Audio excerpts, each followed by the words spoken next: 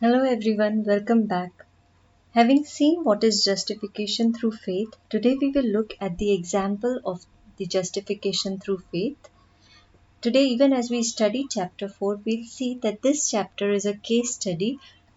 Here, Paul uses the example of Abraham to illustrate his point of justification by faith as opposed to by works or rituals or law.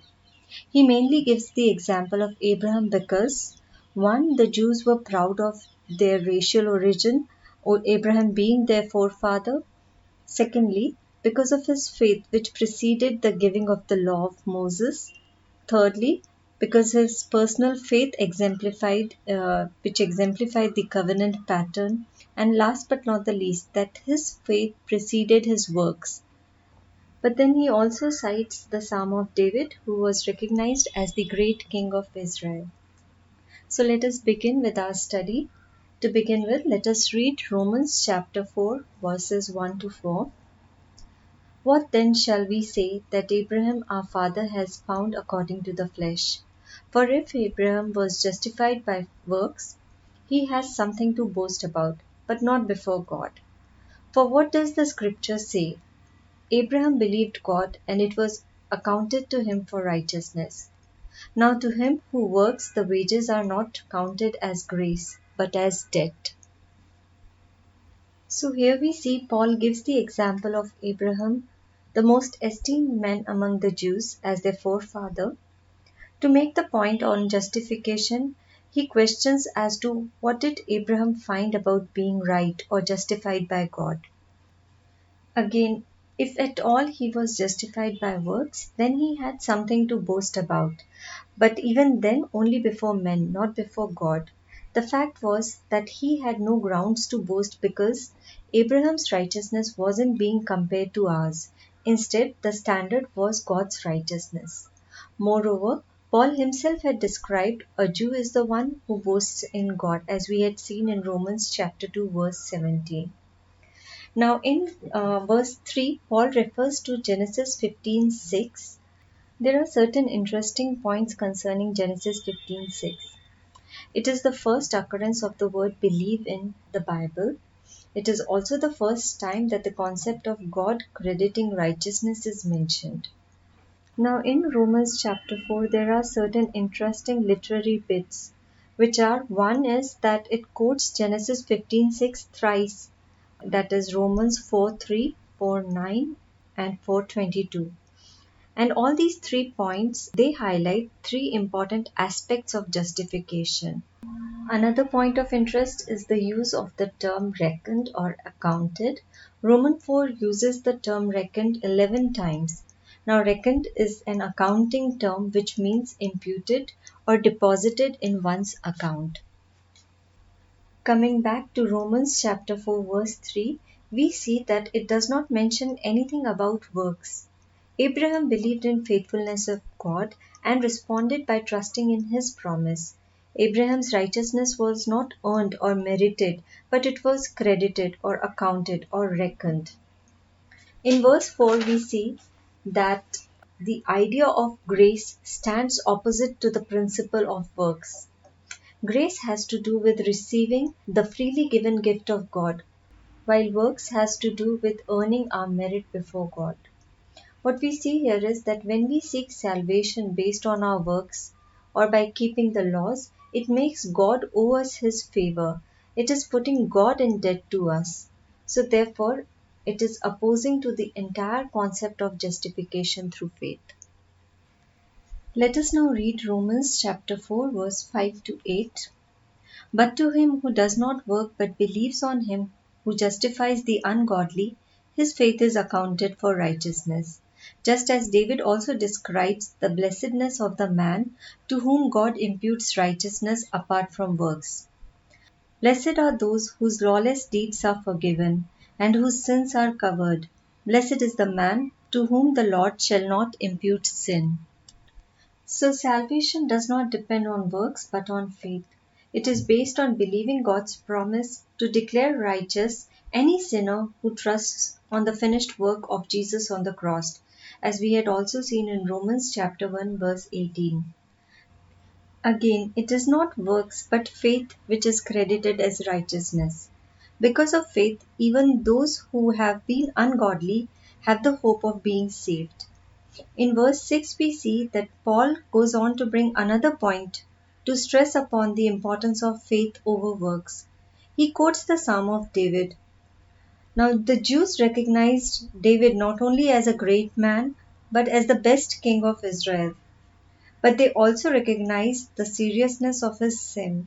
Likewise, David himself recognized his own grave sin and knew what it meant to be forgiven and to be imputed righteousness. David, in this regard, is the beacon of hope for the worst of the sinner. While Abraham lived before Mosaic law, David lived under it, and so he sinned practically under the law. In verses 7 and 8, we see that Paul quotes Psalm 32 1 and 2 to stress upon the blessedness of the ones whose lawless deeds are forgiven. The deeds which are lawless are in fact carried out. That is something that has already been done, and it is not something that can be undone. But the blessedness is in that these sinful deeds are forgiven or taken away. These are removed as the debt from the debtor, which actually pictures the mercy of God. Blessedness is also attributed to those whose sins are covered, which actually pictures the grace of God. And it also talks about the blessedness of those whose sin is not imputed or charged or credited. This actually pictures the mercy of God. So, to sum it up, we see that it is just the grace and the mercy of God which renders us righteous. It has got nothing to do with works. Let us read verses 9 to 12. Does this blessedness then come upon the circumcised only, or upon the uncircumcised also? For we say that faith was accounted to Abraham for righteousness. How then was it accounted? While he was circumcised or uncircumcised? Not while circumcised, but while uncircumcised.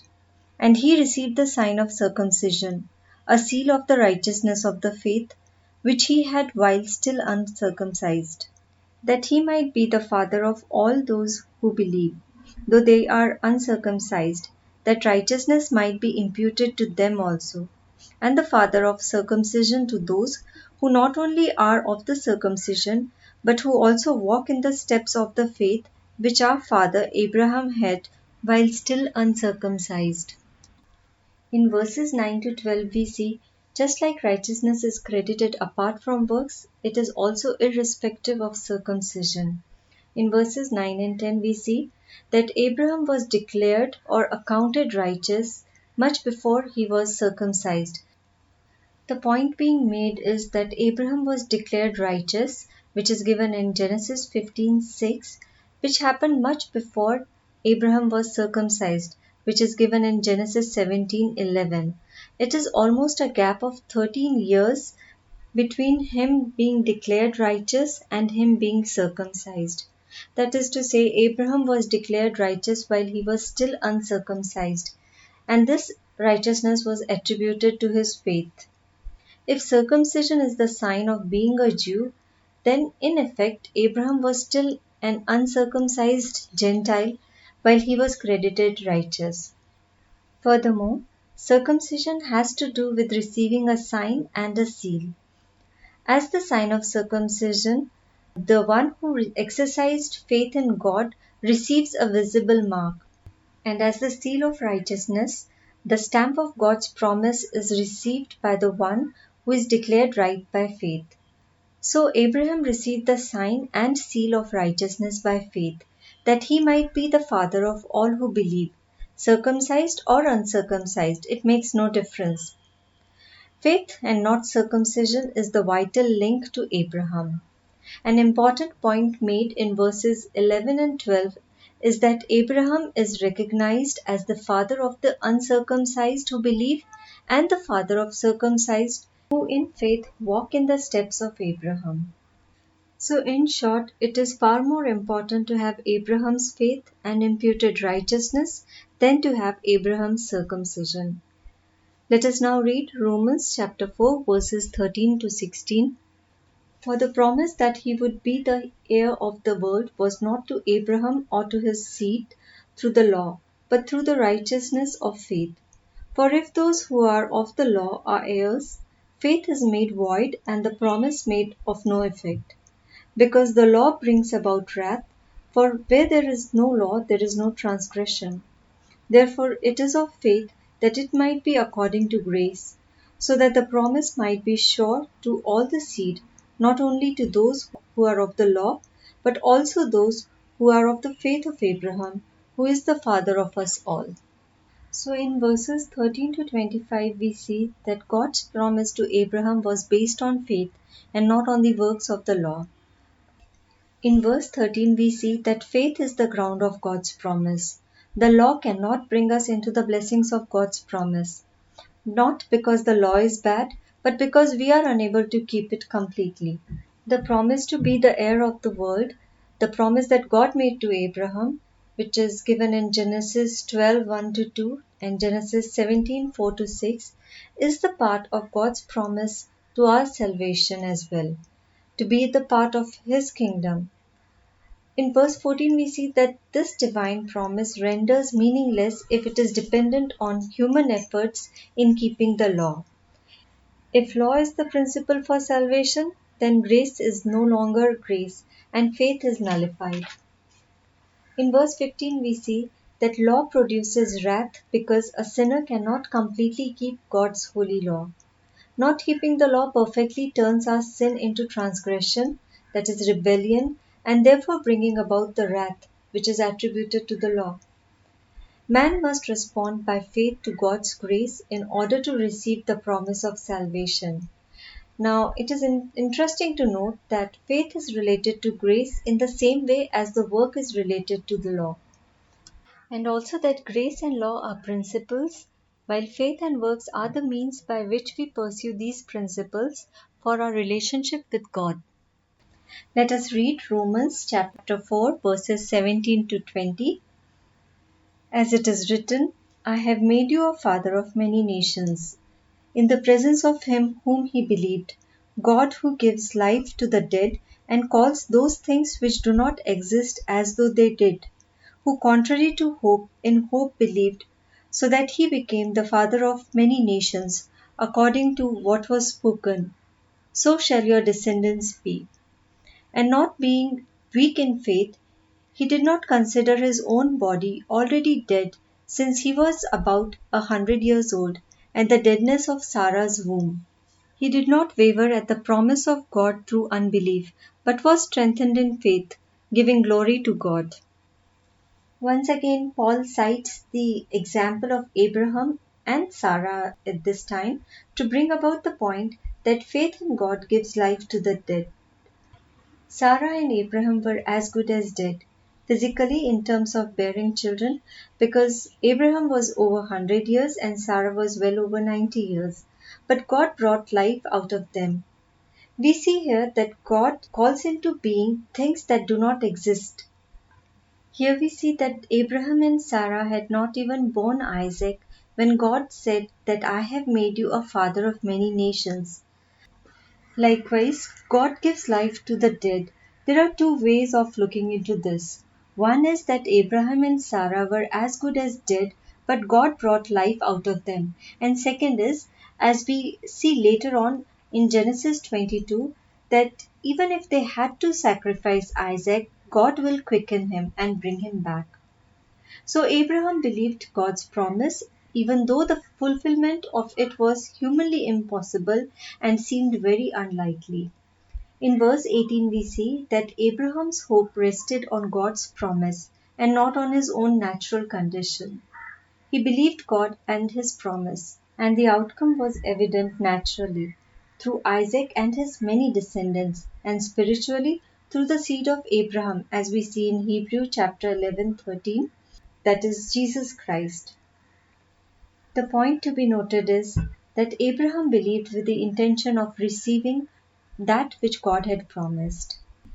In verses 19 and 20, we see that Abraham's physical or natural condition did not cause unbelief, but rather he was strengthened in faith and by faith. His focus was not on self but on God who gives life, who is the life giving God. Abraham's faith was solidly God centered and therefore it did not waver through unbelief. And it is the belief in God which brings glory to Him. Let us continue and read verses 21 to 24. And being fully convinced that what had promised, he was also able to perform, and therefore it was accounted to him for righteousness. Now it was not written for his sake alone that it was imputed to him, but also for us. It shall be imputed to us who believe in him who raised up Jesus our Lord from the dead. In verse 21, we see that hope, which is described as confidence in God's will, in His power, and in His word. It is that hope which makes us fully convinced and thereby act in faith. In verse 22, we see that it was the result of Abraham's faith that he was accounted righteous. Abraham's faith was a pattern, an example for all who believe to likewise apply personally. The object of our faith is Jesus Christ and His finished work on the cross. This again is also paralleled with the sacrifice of Isaac as the picture of the one who was to come. Let us read verse 25. Who was delivered up because of our offenses and was raised because of our justification. Now we see here that Christ bore our transgressions and so was delivered over to death because of the guilt and the penalty of our sins and transgressions. Also, the resurrection of Jesus is the evidence of the all sufficiency of His death.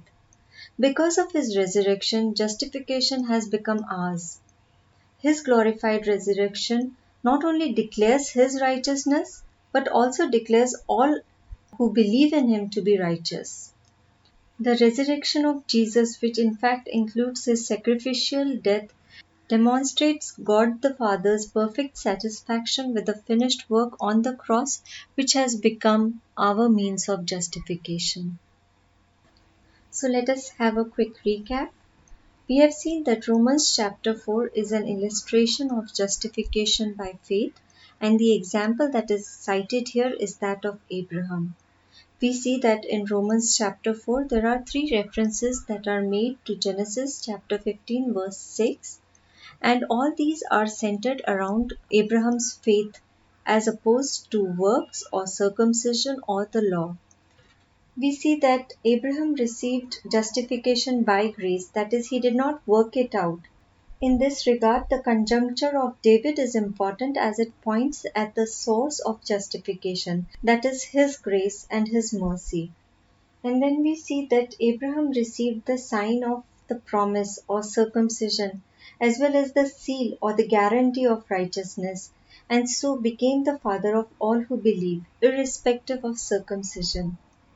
Again, we see that Abraham believed in the promise, irrespective of his or Sarah's apparent condition, and he received grace by faith without relying on the works of the law. And finally, this chapter concludes with the fact that the object of our faith is Jesus Christ and His finished work on the cross. Jesus bore our transgressions and so was delivered over to death, and He was raised because His sacrifice was sufficient for our justification. Hope this study was a blessing to you. Do join me next week as we study Romans chapter 5. Bye.